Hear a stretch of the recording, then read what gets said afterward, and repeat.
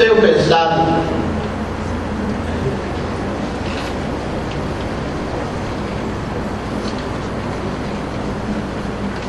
na razão pela qual chegamos até aqui.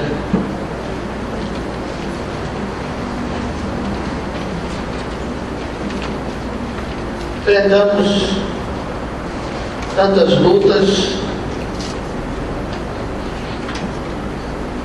momentos difíceis. Uma hora vamos falar sobre isso.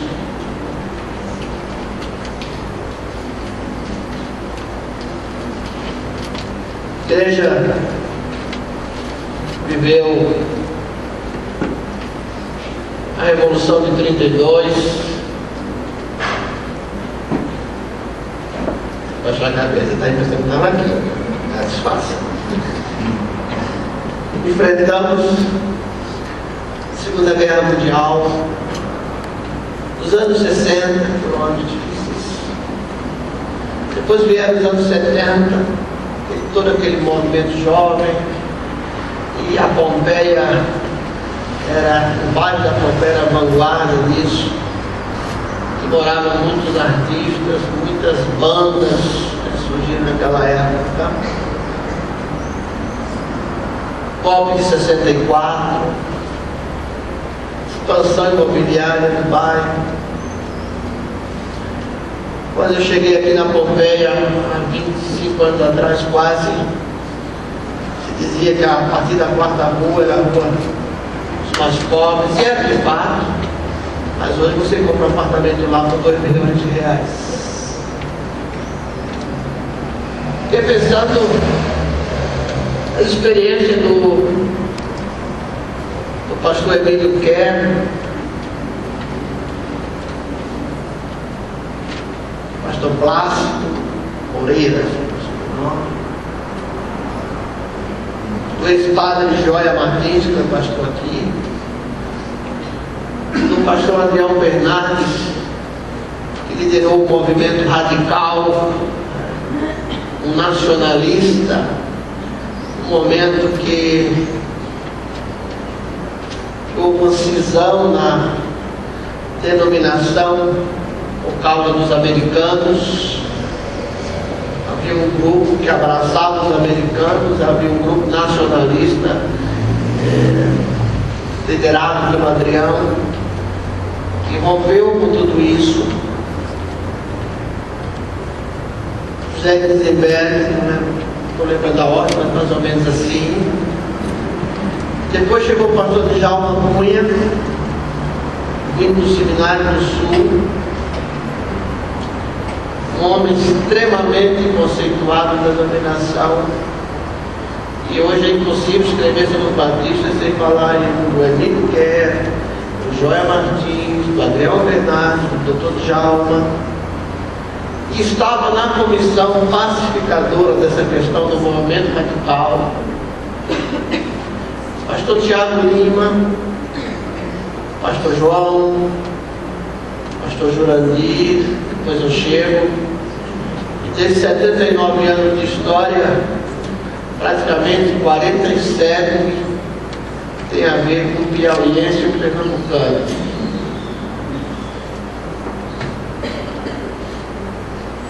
E eles não tinham uma qualidade em comum entre os dois, não eram líderes tipo laissez-faire, né? Cada um faz o que quer. Todo Djalma, ele era filho de militar, não sou. Mas fiquei pensando o que levou esse povo a vencer. Imigrantes espanhóis pobres,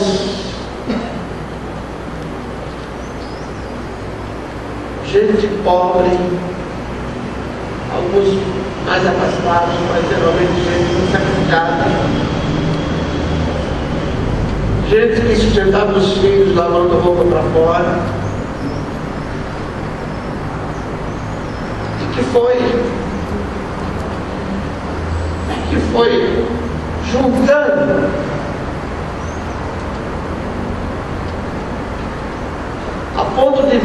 Pompeia não ser um nome dentre tantos nomes. Nós temos 8.000 igrejas batistas no Brasil. Vila Pompeia é um nome. Qual o segredo disso? Passamos por tantas lutas. Um bairro muito marcado, hoje mais declarado ainda pela existência do movimento kardecista. Aquela gente simples que foi estudando, as pessoas se convertiam praticamente sem saber ler, depois aprendiam a ler, casavam, educaram os filhos, eles começaram a melhorar de vida, a se formarem, famílias importantes no histórico da própria cidade de São Paulo, passaram por aqui. Mas eles, na sua maioria, tiveram algo em comum. Eles, na sua maioria, tinham uma característica.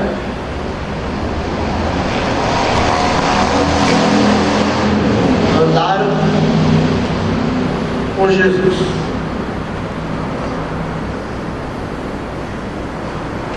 A história dessa igreja, sem dúvida, poderemos ver isso mais, porque vamos reler essas 2.000 atas que nós temos esse ano, né? Muito trabalho. Não foi marcada por escândalos.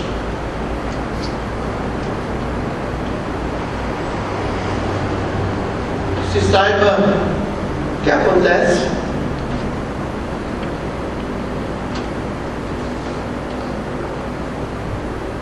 Foram marcados por homens, alguns eruditos, e aqueles que, especialmente o doutor Djalma, que aqui passou mais tempo,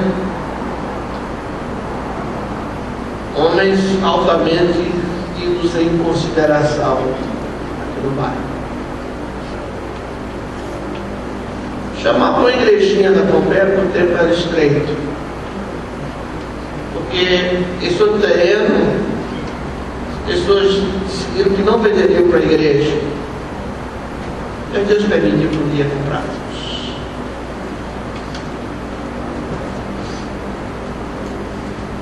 Organizada em 33, 35, 36, já estava com o seu tempo pronto, né? Depois foram comprando os móveis, aqui em 37, e quando vieram do endereço da quadra de baixo, que era uma cantina, uma garagem, eles vieram cantando que a alegria nesse dia. Estavam recebendo um tempo muito bom, feito num capricho. E eu creio que o segredo disso é que muitos, posso sem dúvida dizer, na sua maioria, andaram com Jesus. E eles viveram na prática aquele dito popular: dize-me ou diga-me com quem andas e te direi quem és. Porque esse dito popular existe para dizer que é possível saber as qualidades de uma pessoa pela companhia que ela mantém. E grande parte dos nossos valores, ideias, atitudes, opiniões são influenciadas por pessoas que nos cercam. Sociologicamente é aquilo que se chama grupos ou grupo de referência. E é um grupo que serve de padrão comparação daquilo que fazemos no dia a dia e que nos ajuda a trabalhar. Boa parte desse grupo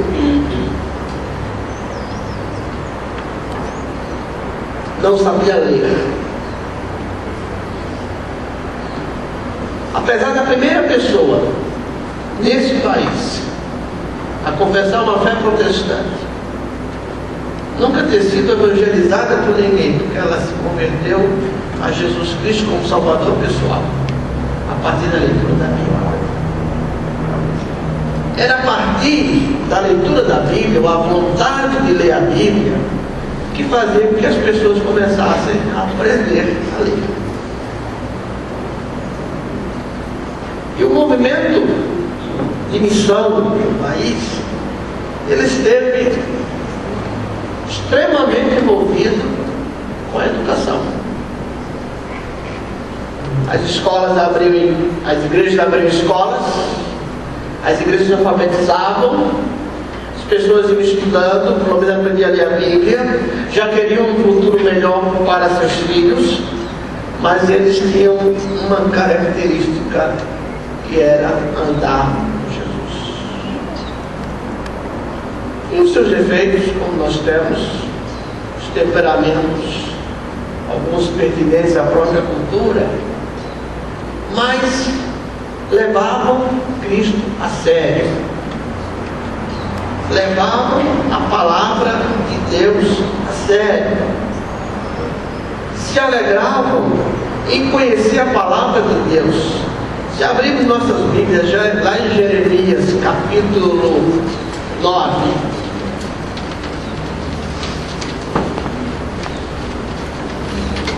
Jeremias, capítulo 9, versículo 23 e 24 diz assim: mas assim diz o Senhor: não se glorie o sábio na sua sabedoria, nem se glorie o forte na sua força, não se glorie o rico nas suas riquezas, mas o que se gloriar, glorie-se nisto, em entender e me conhecer que eu sou o Senhor, que faço benevolência, juízo e justiça na terra, porque destas coisas me agrada, diz o Senhor. Era uma época difícil, irmãos. Era uma época que havia rompimentos, laços até de família por conta do Evangelho. Havia perseguição. Mas no começo não podíamos enterrar os nossos mortos nos cemitérios da cidade, por isso que existe o cemitério do Redentor. Era assim. Depois esse grupo foi ganhando respeito, mas andavam com Jesus. Lá em Jó, no capítulo 42,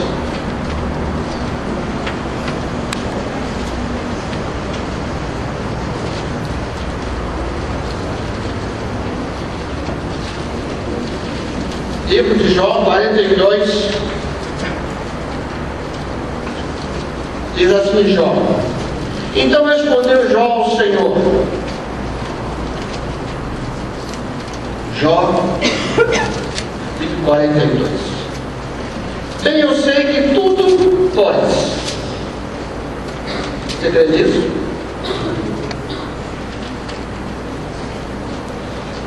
Há um livro chamado Seu Deus é Pequeno Demais. Jó diz: eu não creio que Jó seja um mito. Eu creio na historicidade do livro de Jó, escrito por Moisés, aprendido no tempo que morou nas terras de Jeca. Bem, eu sei que tudo tu podes e que nenhum dos teus propósitos pode ser impedido. Quem é este que sem conhecimento obscurece o conselho? Por isso falei do que não entendia, coisas que para mim eram demasiado maravilhosas e que eu não conhecia. Ouve, pois, e eu falarei. Eu te perguntarei e tu me responderás. Diz Jó, aquele em quem cria que todo o poder estava nele. Com ouvidos eu ouvira falar de ti, mas agora te veio os meus olhos, pelo que me abomino, me arrependo no pó na cinza. Jó diz: olha, perdão, Senhor, pelos tempos da minha ignorância, porque antes eu te conhecia de ouvir falar, mas agora eu tenho experiência. E aqueles nossos irmãozinhos tinham experiência.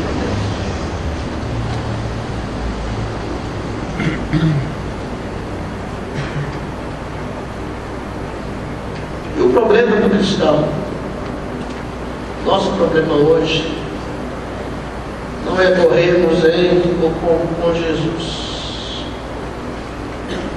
mas o viver com Jesus e o viver com Jesus. Nós tentamos e nós buscamos, e isso temos feito. Nós dissociamos a nossa praxe de vida da fé. Temos pouco conhecimento vivencial com Jesus.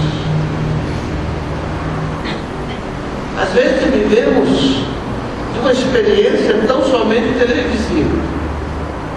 Passamos o tempo todo mudando de canal para ouvir outros falarem daquilo que não tem a ver com a nossa experiência de vida com Jesus. Por isso é muito estranho quando alguém diz que fala com Deus, que ouve a Deus. Porque quem anda com Jesus ouve a Deus, fala com Deus.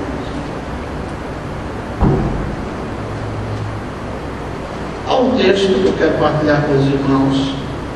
Está em Mateus capítulo 16, versos 13 a 16.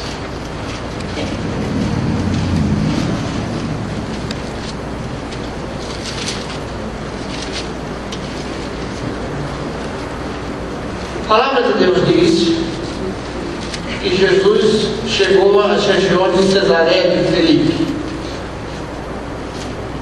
Essa região era uma região pagã, era uma região repleta de templos antigos ao culto a Baal sírio, culto sírio a Baal.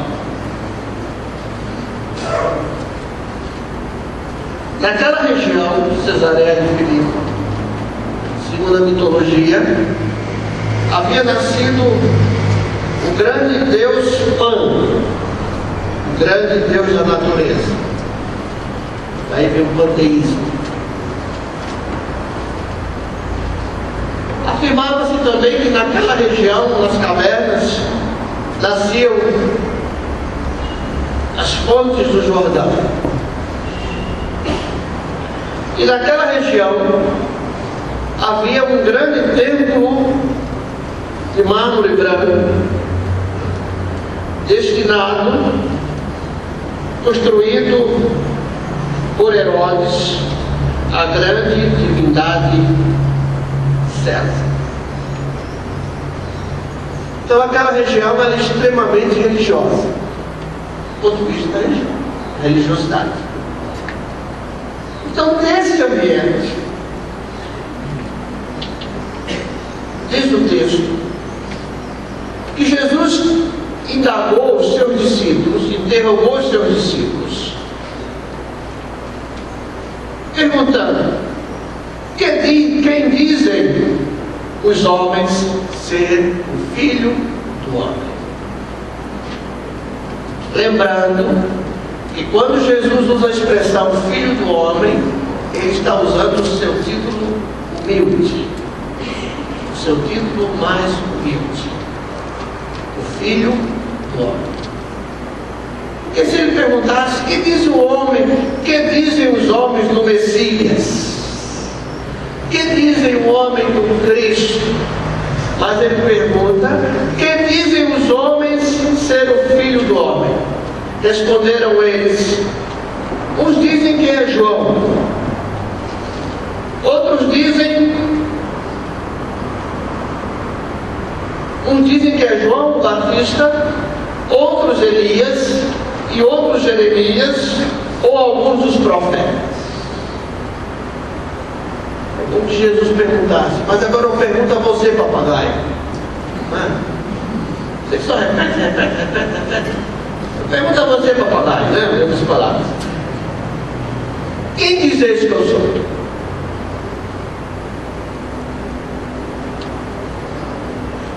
Quem dizeis que eu sou? É como se dissesse, agora não é para fazer citações. Agora não estou pedindo referências históricas. Eu estou perguntando a você, quem dizes que eu sou? Então Simão Pedro responde, tu és o Cristo, o Filho de Deus. Então, na realidade, irmãos, precisamos entender que a fé cristã é uma fé pessoal. É lógico que eu não faço um Cristo à minha maneira. Eu tenho as Escrituras. Mas eu tenho que ter experiência com esse Jesus. Eu tenho que ter. Preciso ter. Senão o meu Cristo vai ser o Cristo que o irmão Cid tem e ensina. Vai ser o Cristo que a irmã Velda tem. Vai ser o Cristo que o Eliel tem. E eu não tenho experiência com Jesus. Por isso que Jesus diz, olha, eu não estou tão preocupado com o que os outros pensam de mim. Mas você que anda comigo, o que você pensa que eu sou? Por quem você pensa que eu sou? Qual é a sua experiência? Os mais velhos que estão aqui sabem das dificuldades daqueles que compravam na feira um ovo trincado que era mais barato para manter a família. Essa gente viveu aqui.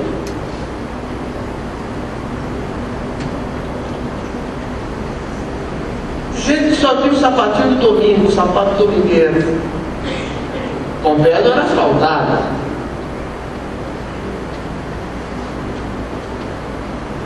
Gente como até hoje existe, que tem o sapato do culto e o sapato para a igreja. O sapato que vai para a igreja é tão cheio de lama, lá ele troca, não é assim que é feito? Muitas vezes. Mas a pergunta que Jesus estava fazendo, e essa pergunta, é nesse ambiente que Jesus diz, olha, eu estou pedindo a vocês, ele usa isso no grego, eu estou rogando a vocês, eu estou suplicando a vocês. Mas essa primeira pergunta era só preliminar, um pano de fundo.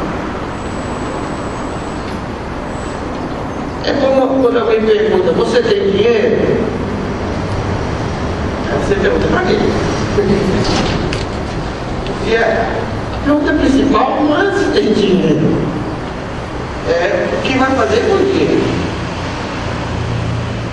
Então, quando Jesus suplica e diz, olha, eu estou suplicando, você estou rogando, estou pedindo, não é uma pergunta qualquer, é como se você tivesse num ambiente de maior religiosidade do Brasil, não sei qual, Jesus perguntasse, olha, o que eles dizem que eu sou? Quem eu sou? Filho de Deus, filho do homem. Está falando de majestade, está falando de simplicidade. Aquele que não tinha onde reclinar a cabeça. Lembra do texto? Filho do homem não tem onde reclinar a cabeça. As raposas têm os seus covis, as aves têm os seus ninhos, mas eu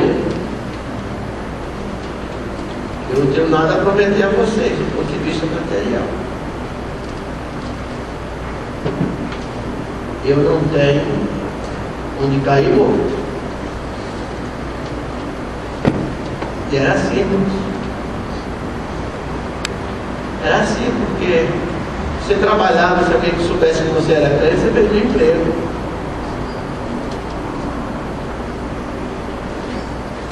Hoje talvez, porque viramos de certa forma um balaio de gato tão grande, que até perde o emprego porque virou crente. Mas a sociedade não sabe distinguir quem é quem. E a pergunta era: o que dizem que eu sou? João, Elias, homens de Deus, mas a questão principal de Jesus não era essa. Mas, para você que anda comigo, quem sou eu para você?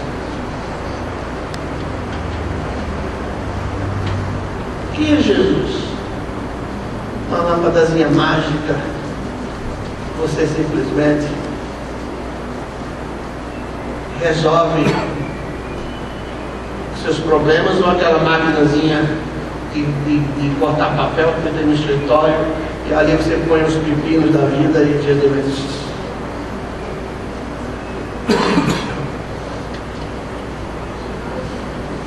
Você anda com Jesus? Ando, pastor. Então, o que você conhece dele? Qual é a sua experiência com Jesus? Se você fosse teologizar, se você fosse escrever para alguém, quem é Jesus para mim? Quem é Jesus?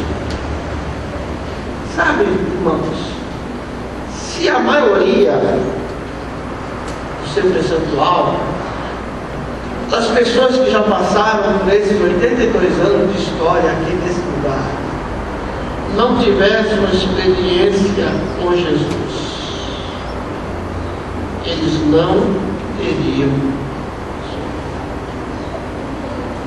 Porque a pergunta que Jesus faz é: vocês que andam comigo, vocês que estão no dia a dia comigo, vocês que têm visto as minhas obras, vocês que têm aprendido de forma peripatética, isto é, Jesus ensinava andando, que era peripatético. Quem quisesse aprender com Jesus tinha que andar com ele. Anda comigo, você aprende. O ministério dele não é marcado por 10 horas de acampamento de treinamento de apóstolo aí, de 3 dias só. Alguém não quer aprender comigo? Ande comigo. Ah, pastor, eu quero trabalhar na igreja. Ande com a igreja.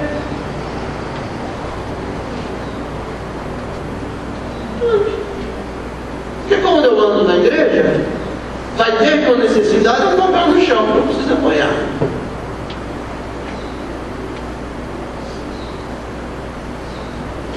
Há uma pia que deixaram molhada, mas eu vou jogar para os outros, nem chegou para mim. Mas quem anda no corpo aprende.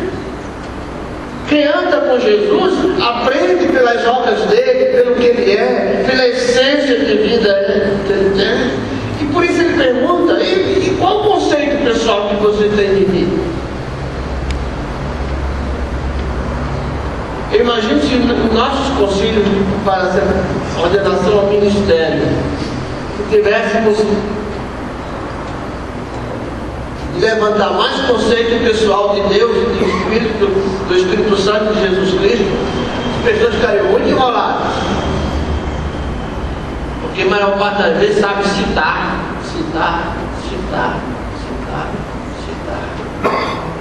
Uma vez um pastor disse para mim: eu estranho a sua forma de pregar, porque na minha cultura, sermão rico é ver buscar cheio de citações.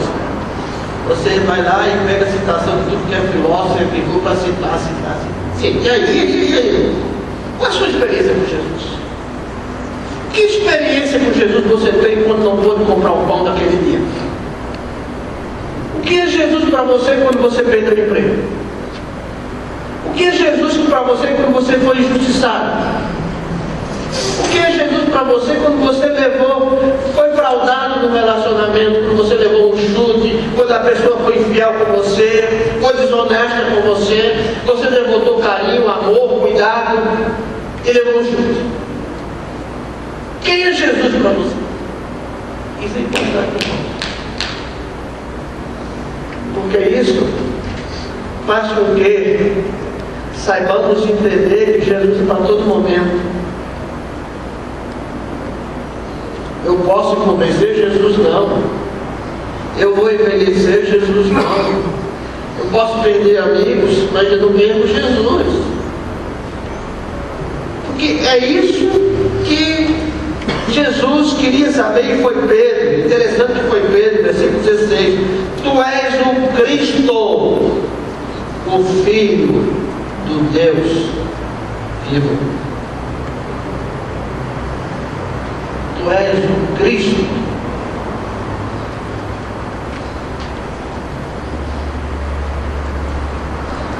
Sabe o que significa Cristo?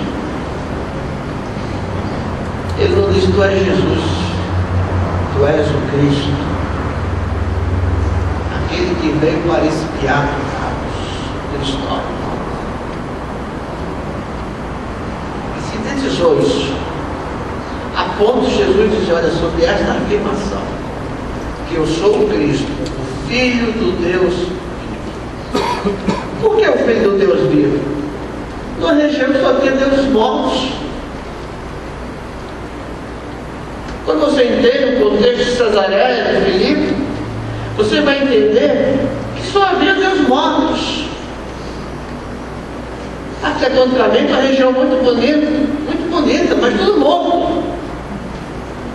Ou Deus distante que você, panteísta, ou Deus transcendente que você não conhecia e não podia, e realmente não podia, ou os templos.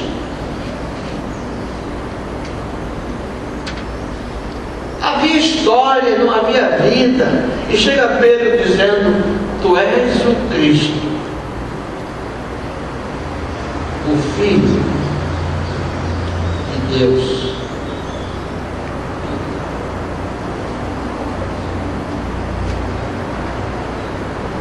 Usa zoetos, mesma palavra que está lá em João 10:10. Tu és o Cristo.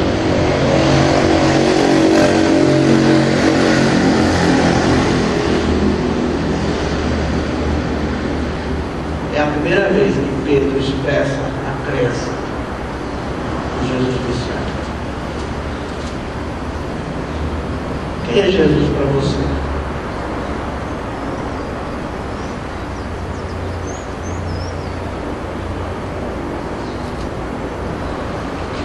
Quem é Jesus para você?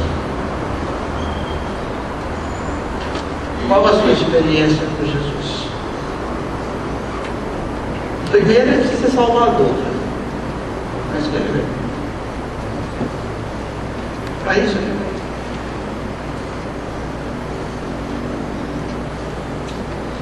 Se Jesus perguntasse, Débora, o que sou eu para você? Terezinha, o que sou eu para você? Não quero saber a opinião do povo. Então, se eu chegasse para os meus filhos e perguntasse, não quero saber o que o povo pensa do seu pai. Ele vai perguntar o lado bom ou o lado mau, pai? Como se eu tivesse e perguntasse, o que é que vocês dois pensam de mim? Filho, o que é que você pensa de mim? Filha, o que é que você pensa de mim? Pai, o que é que você pensa de mim? Porque eles estão comigo no dia a dia.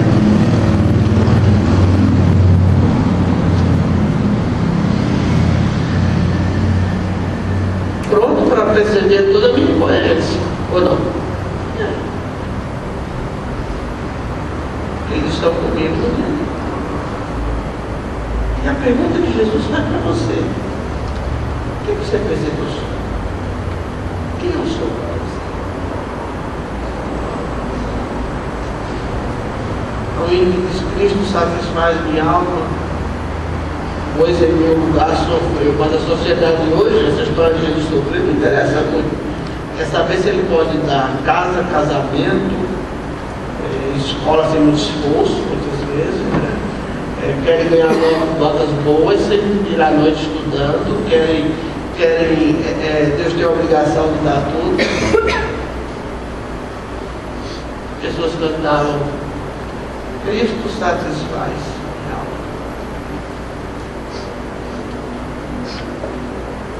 E satisfaz completamente. Jesus basta. O resto é a partir dele. E essa era a experiência dos nossos irmãozinhos que hoje a maioria está na glória, quando o sacrifício na lama, sem recursos, se dirigiam a esse tempo, que havia um propósito, ganhar as famílias para Cristo. Não porque a igreja pudesse fazer necessidade, porque eles também tinham.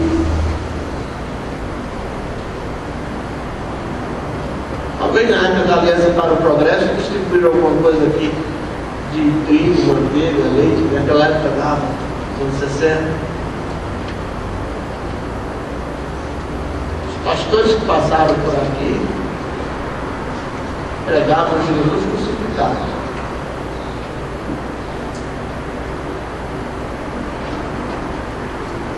Essa era a mensagem do meu amigo Pierre, da forma turona de ser.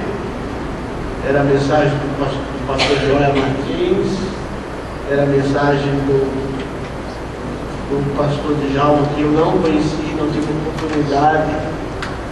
Mas ouço desde o dia que aqui cheguei. A primeira pessoa que falou do pastor Djalma foi o meu pastor. Isso é a igreja do Djalma. Sabe? Era gente simples. Gente simples. Que andaram com Jesus. E a história que vamos deixar para os nossos filhos, sabe uma coisa? É se andamos ou não com Jesus.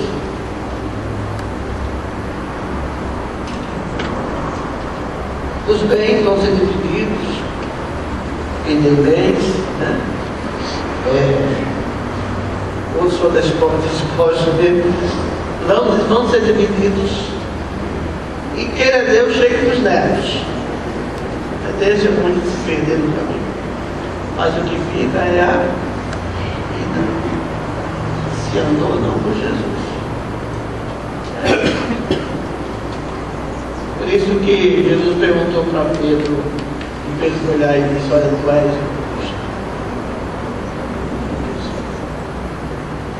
Tu és o meu Salvador.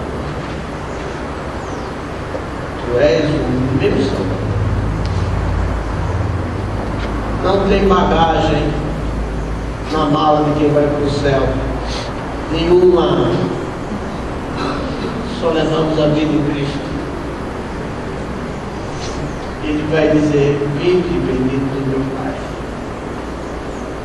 Que antes, e é natural, eu conversava com um rapaz de 17 anos, é natural as coisas de 17 anos, né? Você também teve, né? Então, mais uma coisa, não é, irmão? É a experiência que vamos alcançando. E vamos descobrindo que Jesus é muito mais importante na sua essência naquilo do que nas coisas que Ele pode nos conceder. Ele é o nosso Senhor. Tu és o Cristo, Filho de Deus.